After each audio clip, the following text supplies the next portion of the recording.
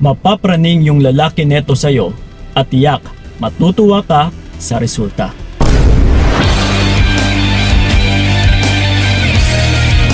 Yes, utol.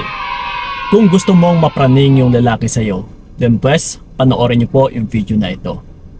Na kung napapansin ninyo na kung bakit meron talagang mga kalalakihan na napapraning, nababaliw, nababalisa, or adik na adik sa mga partner nila na mga babae. At ito no, isa na rin ako sa naging ganito noon na napapraning, nabaliw sa babae. So sa video na ito ay isisiwalat ko po kung ano yung meron sa mga babae na ito. Na para subukan nyo lang utol. Kasi matitiyak ko sa inyo, mas lalo ninyong magugustuhan yung magiging resulta. Kasi yung magiging resulta nga, uunahan ko na kayo. Once kasi na mapapraning yung isang lalaki, hawak-hawak mo na yung bola. Hawak-hawak mo na yung kanyang bet. Hindi ko na ituloy. Yeah, kasi kung hawak-hawak mo na, wala ka nang poproblemahin. Kundi, siya ito yung problema sa'yo. Siya ito yung habol ng habol. Siya ito yung contact ng contact sa'yo. So ayaw mo ba nun?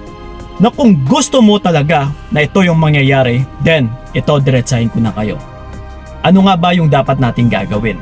So para sa mga kababaihan, ito po no, kapag pumasok kayo sa isang relasyon, huwag na huwag po kayong magpadalos-dalos. Ito po yung nangyari sa akin na kung bakit ako napraning din dati sa isang babae.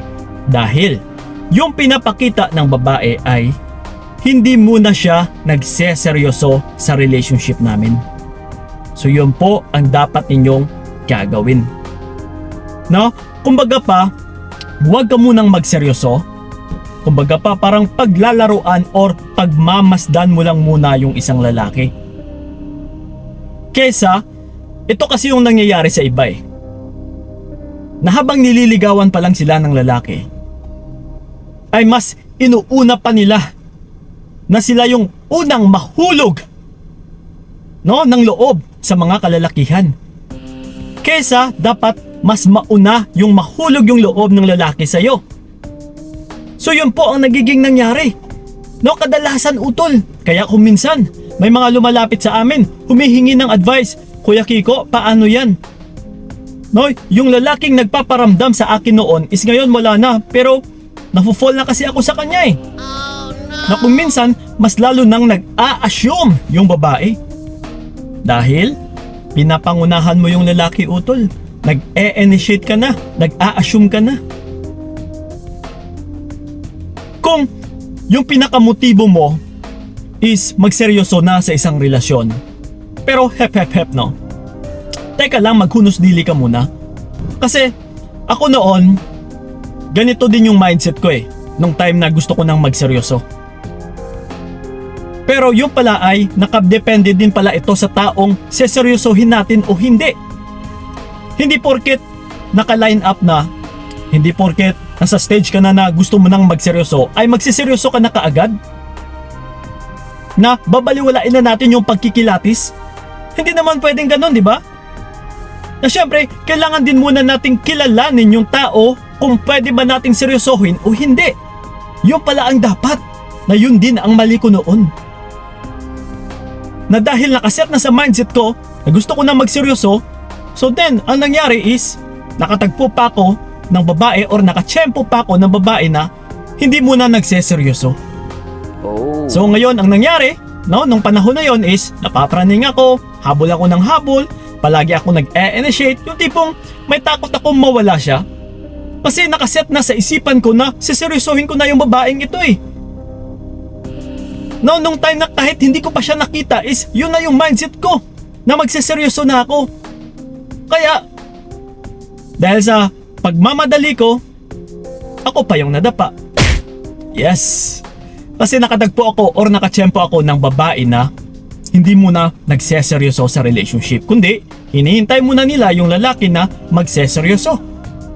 Pero yung natagpuan ko noon is yun na nga, hindi naman talaga nagseseryoso eh. Kumbaga pa, manggagamit lang siya. Kasi nga, mayroon palang may jowa-jowa pa pala, may jowa bells. May humahawak pa sa kanya. So wala, no? So, that's why yun po ang nagiging resulta din sa aming mga kalalakihan. Na kapag yung isang babae ay hindi nagseseryoso, matitiyak ko sa inyo mga utol, mapapraning at saka mapapraning talaga yung isang lalaki sa iyo. So that's why, no, wag na huwag talaga ninyong mapapangunahan. Kasi kapag pinangunahan mo, patay kang bata ka. Matitiyak ko sa iyo utol, ikaw pa ito ngayon yung madadapa. Ikaw pa ngayon ito yung maghahabol na maghahabol. That's why kung minsan sa aming mga kalalakihan ay hindi porket nililigawan ka na ng isang lalaki, lalong-lalo na kapag hindi nakaset sa mindset niya na magseseryoso na, ay pagmamasdan ka muna ng lalaki. Kaya ikaw, porket niligawan ka, huwag na huwag ka munang magpahulog. Hayaan mo muna na yung lalaki is magno-nurture yung pagmamahal niya sa'yo. No, yung magde-develop yung pagmamahal niya. Na kung totoong mamahalin ka talaga niya. Hindi porket medyo napaibig ka na, napafall ka na, nahuhulog na yung loob mo sa lalaking ito, bibigay ka na. No! Kailangan mo pa rin itong kontrolin utol. Disiplina. Dito na po papasok na taas-taasan mo pa yung level ng pagdidisiplin mo sa iyong sarili. Na uy, teka lang, kontrolin ko muna yung pagmamahal ko sa lalaking ito. Kasi parang kulang pa eh. Parang hindi naman to na nai-love sa akin. Parang hindi pa sapat kasi parang ako pa ito yung pinapahabol-habol nito. Parang ako pa ngayon yung parang magiging sunod-sunuran dito. Yes! So that's why, no, habang nililigawan pa lang kayo, pagmasdan nyo ng maigi yung lalaki. Na kung sa habang nililigawan pa lang kayo and kapag may nakikita na kayong silent red flag, is dapat pagmasdan nyo ito or bigyan na ninyo ito ng tuon. Kasi dyan po magsisimula ang lahat-lahat utol na magiging problema mo, na mas lalong magiging kalbaryo yung pamumuhay mo. Okay? So yun po, no, yung tanging sekreto. Kapag pumasok kayo sa relationship, lalong-lalo na talaga sa inyo ng mga kababaihan, huwag na huwag po kayong mag-set sa inyong isipan na magseseryoso na. Kundi, didependihin nyo pa rin ito. Kikilalanin muna yung isang lalaki kung karapat-dapat ba talagang seryosohin o hindi.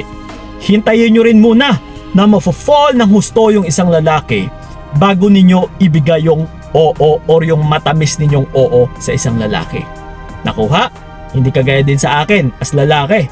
No, kasi nakaset na sa isipan ko na magseseryoso na ako, and then nakatsyempo pa ako ng babaeng hindi naman pala magseseryoso. Eh de, sino ngayon yung kawawa? Ako. Kaya umuwi ako na luhaan noon.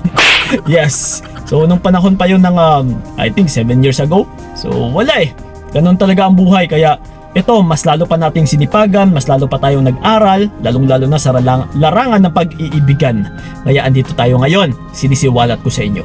Ngayong alams mo na, siguro, alam mo na rin yung dapat mong gagawin. Okay? So yun po mga utol, and din sa mga nais akong makausap one-on-one, i-PM nyo po ako sa aking FB page na Payong Kaibigan ni Kiko. Yes, marami pa akong isisiwalat sa inyo, no? Based sa karanasan ko. So sa mga nalulungkot dyan, sa mga nagluluksa, nagmumukmuk, PMS Lucky lang para mag-set tayo ng appointment para sa inyo. So yun na po, maraming salamat talaga. So ingat kayo. God bless and babush!